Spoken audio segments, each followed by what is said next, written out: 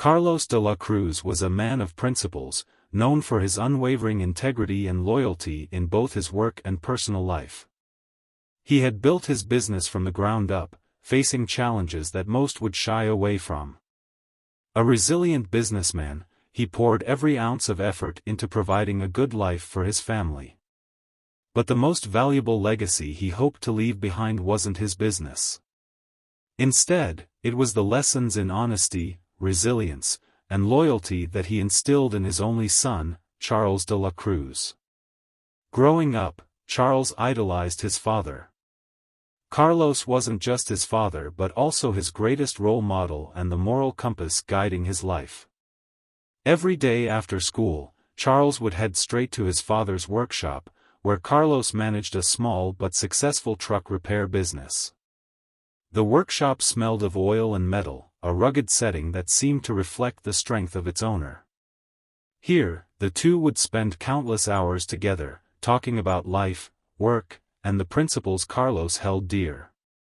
True strength isn't about winning every fight, Carlos would tell Charles, it's about enduring every hardship without ever bowing to what's wrong. These words became etched in Charles's mind, shaping him into a young man with a strong moral foundation. Carlos and Charles shared a close bond, almost inseparable in their routines and values. On weekends, they would escape to a nearby river for some fishing, a tradition that had started when Charles was just a child. These trips were more than father-son outings, they were lessons in life and character. Carlos encouraged Charles to chase his dreams, to work hard, and to build a life that he could take pride in. But above all, he urged him to live with integrity and to never compromise his values. To Carlos, there was no price worth trading one's principles, and he hoped Charles would carry that conviction throughout his life. One day, a group of men approached Carlos at his workshop with an unsettling proposition. They claimed to be protectors of the neighborhood, and demanded that he pay a fee to ensure the safety of his business. Carlos, unafraid, refused their demands. He didn't believe in paying anyone for so-called protection, especially when it was nothing more than a thinly veiled extortion scheme. Even though Carlos sensed the risk, he stood his ground. His defiance was a silent declaration of his strength and refusal to let anyone dictate his life. The situation escalated quickly when Mick Rios, a notorious gang leader and the head of this extortion crew, arrived at the workshop himself. Mick was a ruthless man, feared by many in the city. With a reputation for violence and intimidation, he had built his empire on coercion and fear. Standing in Carlos's workshop, Mick looked around, taking in the modest space filled with hard-earned tools and equipment, the fruits of Carlos's labor. When he finally spoke, his voice was calm yet chilling as he reiterated the demand, a smile playing at the corners of his mouth as if he had already won. Carlos, however, stood firm, his gaze meeting Mick's without a hint of fear. "I don't pay cowards who prey on hard-working people," he replied, his voice steady. He knew the consequences of crossing Mick, but his values wouldn't allow him to back down. In Carlos's eyes, giving in would mean losing not only his business but also his self-respect, a price he was unwilling to pay. Days went by, and Carlos's resolve didn't waver. Charles noticed the tension that his father carried with him, though Carlos tried to shield him from the details. He didn't want his son worrying about something he felt was his responsibility to handle. However, Charles could feel the weight of unspoken worry. On one occasion, Carlos briefly mentioned that some people might not like our way of doing things, a statement that Charles didn't fully understand at the time. Then came the fateful evening.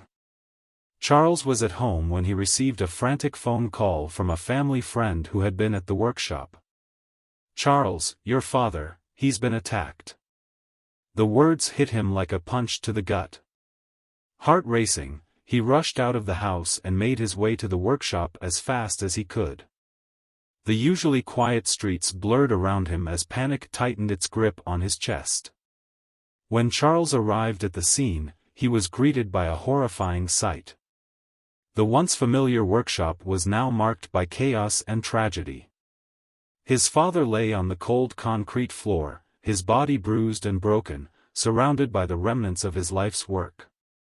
Tools were scattered, shelves overturned, and the air was thick with a sense of violence that Charles had never encountered before. Kneeling beside his father, he could barely hold back his tears as he whispered, "Dad, I'm here."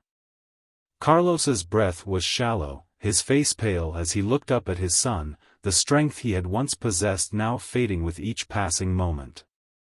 Even in his weakened state, Carlos managed to speak, his voice a mere whisper. Don't let them take your spirit, Charles," he murmured, his words barely audible. Promise me you'll stand strong." Charles nodded, gripping his father's hand tightly. The pain and loss hit him with full force as he felt his father's grip slowly loosen. In that moment, Charles felt something deep inside him shift. Grief, anger, and helplessness collided within him, mixing into a fierce resolve. His father's final words became a promise that seared into his soul. From that day forward, Charles's world was forever changed. The light-hearted, compassionate boy who had idolized his father was gone. In his place stood a young man hardened by loss and driven by an unbreakable determination. He vowed that he would find those responsible, the men who had taken his father's life without remorse, and that he would bring them to justice, no matter what it took. This was more than vengeance, it was a pledge to uphold his father's legacy, to ensure that Carlos's values and principles did not die that day. With each passing day, the anger within him grew, pushing him forward as he began to prepare for the journey that would consume the next chapter of his life. The day of the attack lingered in Charles's memory, vivid and haunting. But the events that unfolded just before that dark moment started with a simple yet dangerous choice: Carlos's refusal to bow to the threats of Mick Rios and his men. Mick Rios was not a man who took rejection lightly. He was known for running an empire of intimidation, extortion, and ruthless violence that spread through the city like a disease. Local businesses were often forced to pay him protection money, a scheme that kept Mick's gang funded while the business owners lived in constant fear. Mick's power lay not just in his brutality but in the intricate network of fear he created, ensuring that nobody dared to oppose him, until Carlos. When Carlos had refused Mick's demands, he knew he had crossed a line.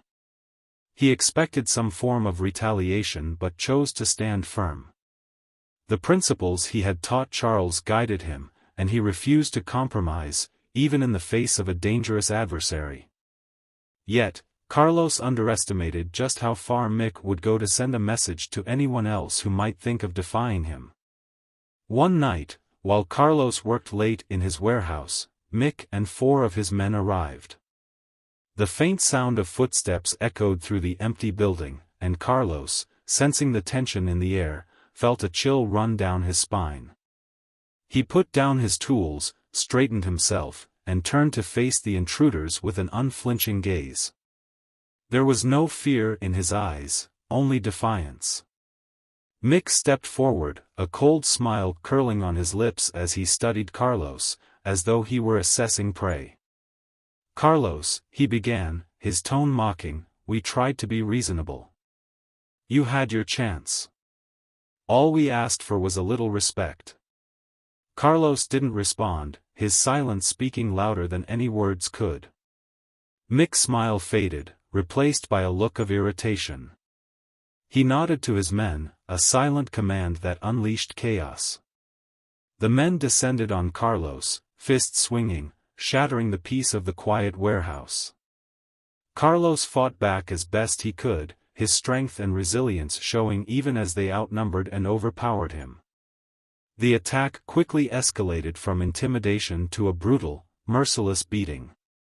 Carlos, though physically strong, was no match for the 5 men. Each blow landed with force, punctuating the sound of their voices taunting him.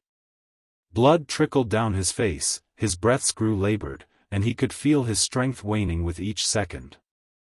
Yet, through the pain, Carlos's resolve didn't waver. He refused to beg, refused to give them the satisfaction of breaking his spirit. As Mick looked on, he felt no remorse. He watched Carlos struggle, feeling a sense of victory in breaking down a man who dared to defy him. With one final, brutal strike, Mick stepped forward, ending the attack with a harsh, calculated blow that would seal Carlos's fate. Carlos collapsed, his body battered and broken, lying motionless on the cold concrete of his own warehouse, a place that had once been a testament to his hard work and dedication, now stained with his blood. Mick and his men left as quickly as they had come, vanishing into the night without a trace, leaving Carlos behind. The city slept, unaware of the tragedy that had just unfolded. For them, it was another quiet evening, but for Charles, it was the night that would change everything. The police investigation that followed was lackluster. Authorities chalked it up as another unsolved crime, one more casualty in a city already overwhelmed by violence. With no concrete evidence, no leads, and witnesses too scared to come forward, the case was quietly buried, leaving Charles with a burning sense of betrayal and a need for justice that the law could not provide. Charles, only 17 at the time, found himself grappling with a wave of emotions that threatened to consume him. Grief, rage, and despair twisted together inside him as he tried to make sense of the brutal reality he was now forced to face. He had always known his father as a strong, unbreakable man, a hero in his eyes. Now, that hero was gone, stolen from him by men who had no regard for life, principles, or humanity. As the days turned into weeks, Charles felt the weight of loss settling into something darker, something he didn't recognize within himself. The innocent, hopeful boy who had once idolized his father was slowly transforming into someone new, a person fueled by vengeance. He had promised his father that he would stand strong, and now, he knew that strength meant more than enduring, it meant action. Fueled by his grief and anger, Charles made a vow: he would bring his father's killers to justice, no matter the cost. But he knew that his path wouldn't be easy. Mick Rios was a dangerous man with an army of loyal followers and a reputation that terrified the city. Charles understood he couldn't simply confront Mick and his gang outright. To succeed, he would have to be patient, meticulous, and as ruthless as the men he intended to destroy. The transformation within him was slow but inevitable. Charles devoted himself to his father's business, pouring his anger and energy into building what Carlos had left behind. The workshop, once a place of shared laughter and lessons, became a training ground for his vengeance. Each day, he honed his skills, mastering the tools and equipment, learning everything his father had taught him with a new level of precision. Every nail he hammered, every engine he fixed, every bit of grease that clung to his skin reminded him of his purpose. But the most crucial part of his journey was gathering information. He needed to know everything about Mick Rios and the men who had taken his father's life. This was no longer about self-defense, it was about retribution. Charles hired private investigators, scouring every corner of the city for details about Mick's gang, learning their routines, their vices, and their weaknesses.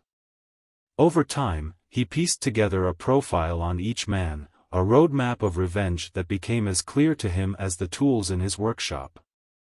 It took years of quiet preparation. Charles learned patience, discipline, and the art of blending into the shadows.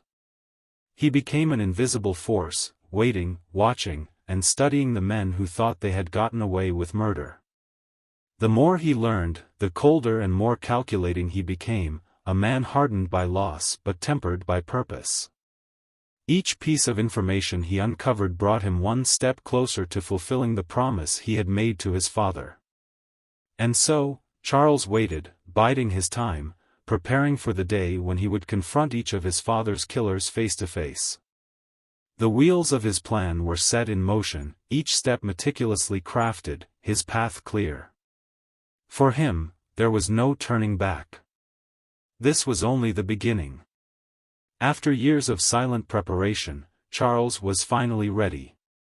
He had studied every detail of the 5 men who had killed his father, learning their routines, habits, and vulnerabilities. Each one had a different vice, a weakness that Charles could exploit. The time had come to make them pay, one by one, for the life they had stolen from him. His plan was precise, each step meticulously crafted to ensure his success. Charles would not just kill these men, he would dismantle their lives, piece by piece, as they had done to his father. His first target was Lucas Ortega. Lucas had been one of Mick's most loyal followers, a man who had no remorse, no conscience. Known for his addiction to cocaine, Lucas was a regular at the dimly lit back alleys of the city where drugs changed hands under the cover of darkness. Charles had been watching him for weeks, observing his movements, learning his routine. Lucas's addiction made him reckless, predictable. It was in one of these alleys, shrouded in shadow, that Charles decided to make his move. The night was silent, the air thick with tension as Charles waited, concealed in the darkness. He heard the shuffle of Lucas's footsteps as he stumbled into the alley, looking for his dealer. Charles stepped forward, his face obscured, his movements silent and calculated. Lucas, high and unaware of the danger, barely registered Charles's presence before it was too late. In one swift, decisive move, Charles struck. The fight was quick and brutal, but Lucas was no match for the years of anger and skill Charles had built up. As Lucas fell to the ground, his life slipping away, Charles whispered, "This is for Carlos De La Cruz." The alley returned to silence, and Charles disappeared into the shadows, leaving no trace. His next target was Simon Delgado, another member of Mick's gang. Simon was infamous for his intimidation tactics, often sent by Mick to send messages to those who dared to resist his demands. Charles knew Simon's arrogance was his Achilles heel. Simon lived in a small, dingy apartment, feeling safe in the familiarity of his home. Charles used that to his advantage, choosing to confront him where he least expected it. One night, as Simon returned home, he unlocked the door and stepped inside, only to find the lights flickering. He sensed something was wrong, but before he could react, Charles appeared, waiting for him in the shadows of his own home. Simon tried to fight, to scream, but Charles silenced him swiftly, his movements cold and efficient. Simon's terror-filled eyes met Charles's gaze as he struggled, realizing, perhaps too late, that his actions had consequences. "This is for my father," Charles whispered, his voice devoid of emotion as he watched the life drain from Simon's eyes. Each target required a different approach, a tailored method of revenge. Tomas Ruiz was the next name on Charles's list. Tomas worked as a mechanic at a shop on the outskirts of the city, far from the gang's main territory. Charles knew he couldn't simply attack Tomas without raising suspicion, so he devised a more calculated plan. He posed as a fellow mechanic, taking on work at the same shop to get close to Tomas. Days turned into weeks as Charles blended into the routine, working alongside Tomas, earning his trust. Tomas, oblivious to Charles's true identity, began to share bits of his life, his regrets, even boasting about his past in Mick's gang. Charles listened, his anger simmering beneath a calm exterior. He knew that the time would come, and when it did, he would be ready. One evening, when they were alone in the shop, Charles saw his chance. As Tomas worked under a vehicle, Charles approached, his voice steady but cold. "Do you remember Carlos De La Cruz?" he asked, watching the sudden confusion and fear spread across Tomas's face. Before Tomas could react, Charles struck, swift and silent, ensuring that the man who had once aided in his father's murder would pay the ultimate price. The shop was quiet as Tomas's life slipped away, leaving Charles standing alone, his purpose inching closer to completion. With 3 of Mick's men gone, Charles turned his attention to José Montoya, the cleaner of the gang. José was the man responsible for covering up the gang's messes, erasing evidence, and silencing witnesses. Unlike the others, José had a more secluded life, living in an isolated town on the outskirts of the city, far from the hustle and violence of Mick's territory. Charles knew that finding him would be a challenge, but he had prepared for this. He tracked José down to a small bar in the town, a quiet place where José would often drink alone, away from prying eyes. Charles observed him from a distance, noting his habits, waiting for the perfect moment. When José left the bar one evening, Charles followed him down a deserted road, the shadows concealing his approach. José sensed someone behind him and turned, his eyes meeting Charles's for the first and last time. In that moment, he seemed to understand why Charles was there. Unlike the others, José didn't fight back. He knew the life he had led and the enemies he had made along the way. Charles took no pleasure in the act, but he felt a cold satisfaction knowing that another piece of Mick's circle was gone. With only Mick left, Charles was closer than ever to completing his vow. Mick had gone into hiding, aware that something was wrong. He had taken on an alias and secluded himself in a heavily guarded compound, relying on his final layer of security to protect him from the unknown threat. But Charles was undeterred. He had waited years for this moment, and he wouldn't let anything stand in his way now. Carefully, Charles studied the compound, mapping out every detail, every entry and exit point. He observed the guards' shifts, memorized the layout, and prepared for the final confrontation. This wasn't just about revenge, it was the culmination of everything he had sacrificed and endured. On a moonless night, Charles slipped into the compound, moving through the shadows with the precision and silence he had perfected over the years. One by one, he incapacitated the guards, leaving a trail of unconscious bodies as he made his way to Mick's room. He found him there, alone, oblivious to the storm that had come for him. When Mick finally saw Charles, his face twisted in shock and fear.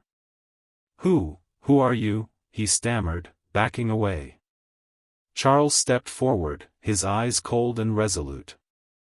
"I am the son of Carlos De La Cruz," he replied, his voice calm but filled with the weight of years of pain and anger. Mick's face turned pale as he realized who stood before him and why. Charles took his time, ensuring Mick understood exactly why he was about to die. The final confrontation was a slow, deliberate act, each moment a reminder of the pain Mick had inflicted on Carlos, on Charles, and on every person he had oppressed. As Mick took his last breath, Charles felt a release he hadn't expected, a sense of justice fulfilled, a promise kept. With his mission complete, Charles vanished into the night, a ghost carrying the legacy of his father's honor. As the dawn crept over the city, Charles felt a strange sense of calm settle over him. It was the first time in a decade that he didn't wake with a burning sense of rage and purpose. Mick Rios, the man who had terrorized so many and taken his father's life, was gone, along with his loyal followers. The names on Charles's list were crossed off, their debts paid in full. He had honored his father's memory and delivered justice in his own way, far beyond the reach of the law. Yet, with the weight of his mission lifted, he felt a kind of emptiness, a hollow place where his purpose had once been. Charles had become someone else over these years, a man shaped by loss and vengeance. Now, with his work complete, he faced a question he hadn't allowed himself to ask until this moment: who am I, now that it's over? Returning to his father's workshop one last time, Charles felt the weight of memories flooding back. The familiar scent of oil and metal lingered in the air, the faint echoes of his father's laughter still seemed to hang in the silence. The walls bore the stains and marks of years of work, a testament to Carlos's resilience and pride in his labor. Charles ran his hand over his father's workbench, the rough wood scarred by countless projects, each one a reminder of the life they'd once shared. Charles knew he couldn't stay. The city held too many memories, too much pain. His face, once hidden, had become a shadow, a name whispered among those who might still piece together the unsolved deaths of Mick and his men. The city had been a battleground, but it wasn't his home anymore. He needed a new beginning, a place far from the ghosts of his past.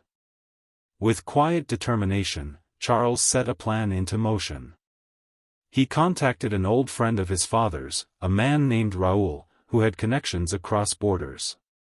Raoul had known Carlos well and understood the value of loyalty and secrecy. When Charles explained his need to disappear, Raoul didn't ask questions. Instead, he offered a path forward, a new identity, a fresh start, far from the prying eyes of authorities and anyone else who might come looking for him.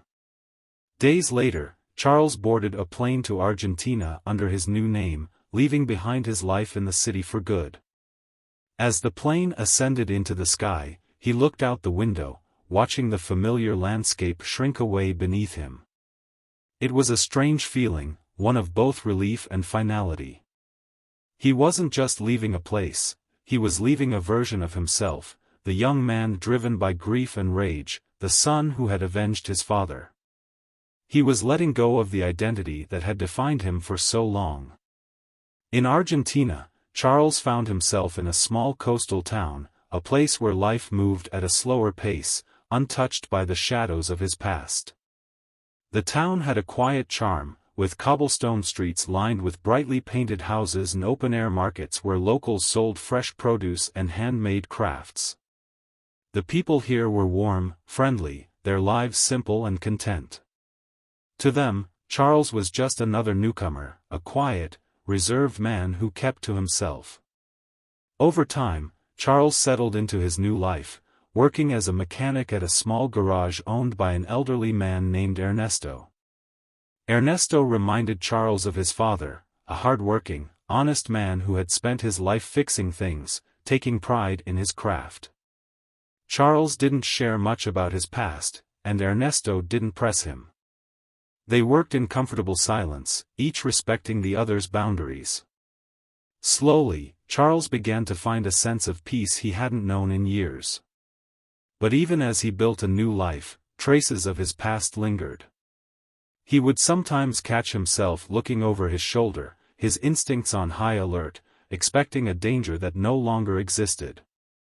The nights were the hardest. In the quiet darkness, memories would resurface, flashes of his father's face, the sound of his voice, the weight of loss that had once driven him. He wondered if his father would be proud of what he had done, of the man he had become. One evening, as he walked along the beach, Charles thought of the promise he had made to his father that terrible night, the promise to stay strong, to never let them take his spirit. He had kept that promise, but it had come at a cost. In avenging his father, he had become someone his younger self might not recognize. Yet, standing there by the ocean, with the waves crashing at his feet, he felt a sense of release, a quiet acceptance of his journey. The locals began to know Charles by his new name, respecting his solitude but welcoming him as one of their own. He found solace in the routines of his new life, working at the garage, fishing in the early mornings, sharing quiet meals at a small cafe near the beach. Each day, he grew a little closer to the man he wanted to be, someone free from the chains of the past, someone at peace. Years passed, and the story of Carlos De La Cruz faded into whispers, a mystery unsolved, a legend carried by those who remembered the deaths of Mick Rios and his men. In his hometown, some spoke of a vigilante, a nameless avenger who had delivered justice where the law had failed. But to Charles, those stories belonged to another life, another man. He was now simply a mechanic, a stranger in a quiet town, living a life free from violence and vengeance. On his last visit to his father's grave, he had placed a single flower, whispering his final farewell. It was not a goodbye to his father's memory, but a farewell to the pain that had consumed him. He left behind the man he had been, taking with him only the values his father had taught him, the strength to stand by one's principles, the courage to face the unknown, and the resilience to begin anew. As Charles stood on the shore one evening, watching the sun sink below the horizon, he felt a peace he hadn't known in years. The ocean stretched endlessly before him, a reminder of the world that lay beyond, of the future he had yet to shape. He didn't know what lay ahead, but for the first time, he felt ready to face it. The legend of Carlos De La Cruz and his son would eventually fade into whispers, stories told in darkened rooms and passed down like folklore. But Charles no longer lived in the shadow of that legend. He had honored his father, found justice, and now, at last, he was free.